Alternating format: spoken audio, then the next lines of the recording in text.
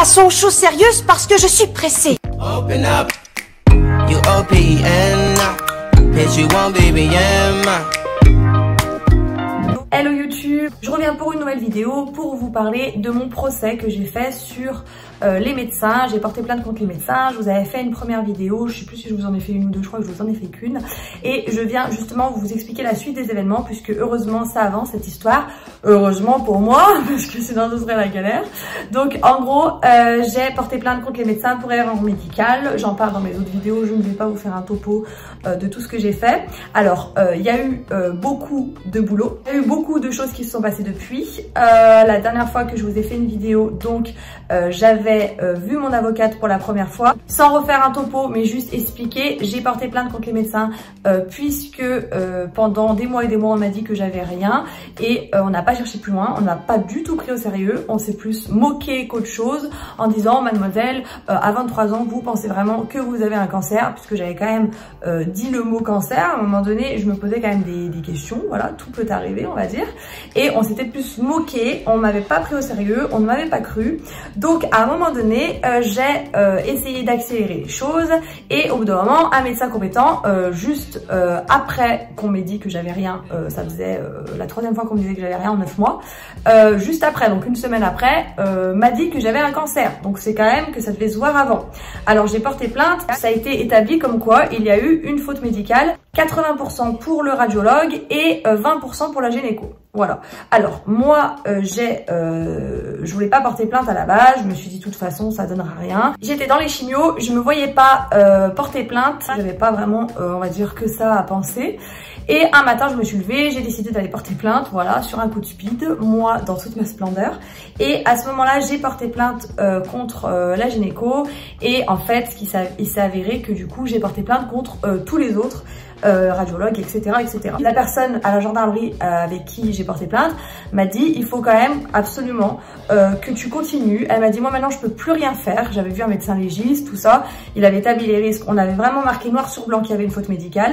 Elle m'a dit je ne peux plus rien faire pour toi, donc maintenant c'est à toi de prendre un avocat et c'est à toi de te débrouiller. Elle m'a dit va au bout, sincèrement je veux que tu ailles au bout puisque on n'a pas fait tout ça pour rien et on n'a pas eu le résultat pour rien. Donc elle a envoyé au procureur le dossier, puisque moi j'y connais rien, je ne sais même pas ce qu'il raque le procureur, et elle m'a dit de prendre une avocate. Donc à partir de là j'ai pris une avocate, j'avais payé la consultation 100 €, c'est ce que je vous avais dit la dernière fois.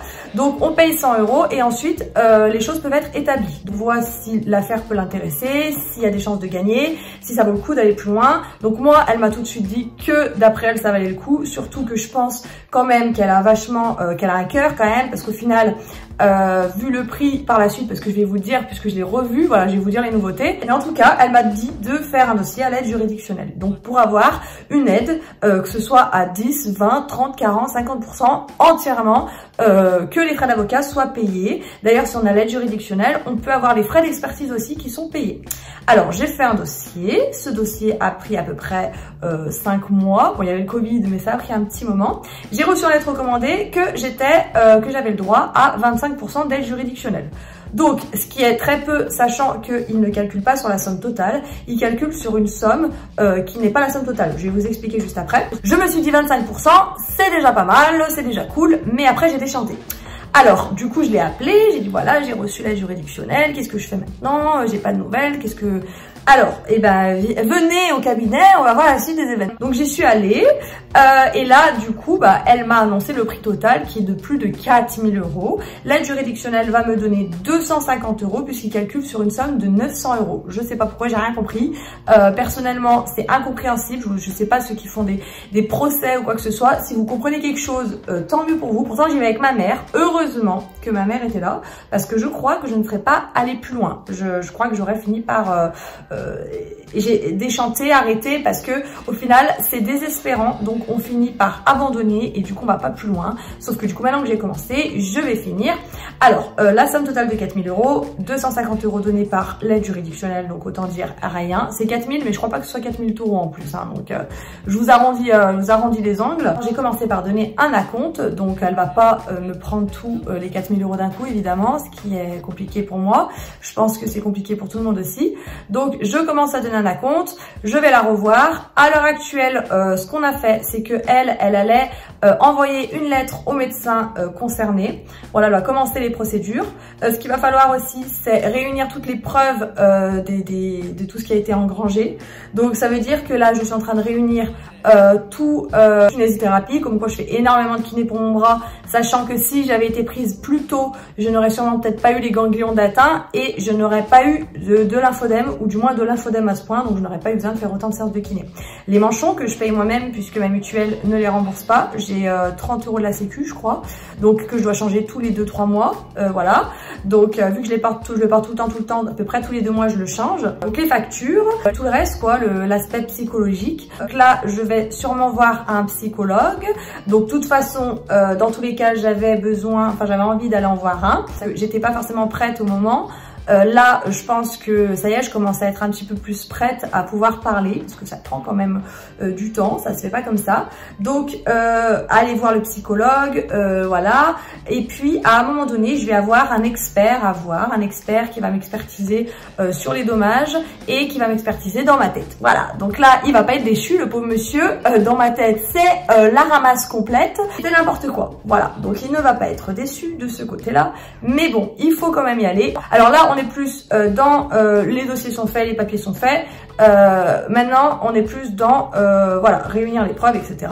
Donc après, on est en civil. Donc elle va voir avec eux. Est-ce que ils vont faire comme un accord, ce qui va être compliqué. Ils vont sûrement se battre pour ne pas faire comme un accord. Ce qui va se passer, c'est que ils vont me dire que c'est moi la fautive, sûrement, voilà. Ils vont trouver des choses à dire. Après, il n'y en a pas 40 000, puisque moi, j'ai la chance d'avoir un papier qui est spécifié noir sur blanc qu'il y a l'erreur médicale. Mais voilà, moi, j'ai mes arguments. Je n'ai pas fait médecine cancéro, mais quand même, il y a beaucoup de choses que j'ai appris et que je sais. Et je suis pas aveuglée par le truc. J'ai bien compris comment ça fonctionnait. Et j'ai bien compris que si j'avais été prise à temps, je n'aurais sûrement pas eu tout ça. La perte de cheveux peut-être, mais les ganglions, autant de ganglions enlevés, non. Voilà. Après, il y a eu quand même beaucoup de dommages, pas de prise au sérieux. Et à un moment donné, la personne qui m'a consultée, la gynéco, elle n'exerce plus, elle. Donc tant mieux, au moins personne n'aura affaire à cette personne qui n'en a rien à faire et qui se moque et qui ne m'a pas proposé de biopsie à aucun moment. Moi, je suis désolée. J'ai une copine, elle me dit oui, j'ai l'impression que je suis enceinte. Je lui dis on fait un test de grossesse. Il est négatif, j'ai encore l'impression d'être enceinte. Et on fait une prise de sang. Et c'est pareil pour la biopsie. À un moment donné, j'ai insisté plusieurs fois, j'y suis retournée plusieurs fois. En plus, à l'époque, j'y allais souvent puisque je faisais mettre un moyen de contraception. Donc, il faut plusieurs rendez-vous. Voilà. À un moment donné, moi, je suis désolée. Je veux bien être compréhensible, je veux bien être sympa, etc.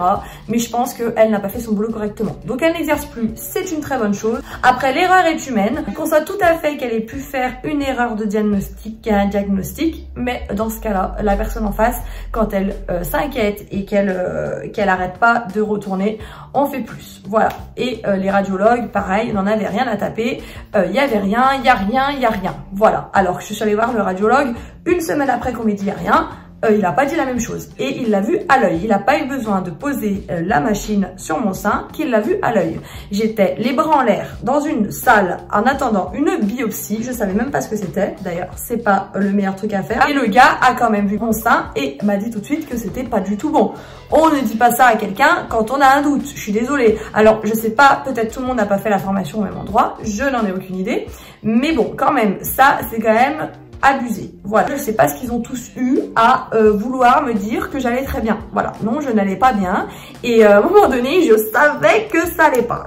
Quand je le sais, au fond de moi, j'étais persuadée qu'il y a un truc qui tournait pas rond. À l'heure actuelle, ça n'a pas avancé à 100% énormément, mais normalement 2 ans grand max et ça devrait être fini. Donc il risque de faire appel après avoir demandé de l'argent. Il risque de faire appel. De toute façon, c'est les assurances et l'avocate. C'est pas l'avocate et les médecins qui allont se confronter entre guillemets, c'est leur assurance. Donc là pour le moment elle essaye de faire avancer de son côté. Moi aujourd'hui j'ai réuni tous les documents que je vais lui envoyer par mail et puis on verra par la suite. Voilà, de toute façon je vous referai une vidéo dès que j'aurai des nouveautés. À tout moment dès que ça avance, voilà, dès que j'en sais mieux, je vous tiendrai au courant. Je conseille quand même d'être accompagné de quelqu'un parce que ça fait craquer. Sincèrement, on remet tout sur le tapis. Au moment en plus où j'y suis allée, j'avais pas envie de remettre tout ça sur le tapis. Ça m'a mis le moral à zéro. Voilà, on parle toujours de la même chose, le bras, le sein, l'opération, l'erreur médicale, et s'il n'y avait pas eu, et s'il n'y avait pas eu, et s'il n'y avait pas eu. À un moment donné, avec des si, on refait le monde. Et c'est vrai que moi, entendre et si, bah ça fout la mort quoi. Parce qu'on se dit, en fait, depuis le début, j'aurais pu éviter les 3/4 de ce qui m'est arrivé, ou au moins la moitié. Voilà. Après, bien sûr qu'ils n'y peuvent rien si j'ai été malade. Personne n'y peut rien si j'ai eu un cancer. Voilà, c'est comme ça. Mais quand même, c'est pour ça que je suis allée plus loin dans ma démarche. Et voilà, je vous conseille vraiment d'y aller accompagner quelqu'un qui peut être là pour vous soutenir et pour vous pousser à faire ou ne pas faire. Moi, personnellement, voilà, quand j'ai vu 4000 balles, je me suis dit, stop, on arrête tout de suite maintenant. Tant pis. Donc, si vous avez des questions, si vous êtes dans la même situation, n'hésitez pas à m'en parler. En tout cas, là, je pense que je suis à peu près à la moitié du trajet pour arriver à la fin de tout ça. En tout cas, merci d'avoir regardé la vidéo. Je vous dis à plus tard. Ciao.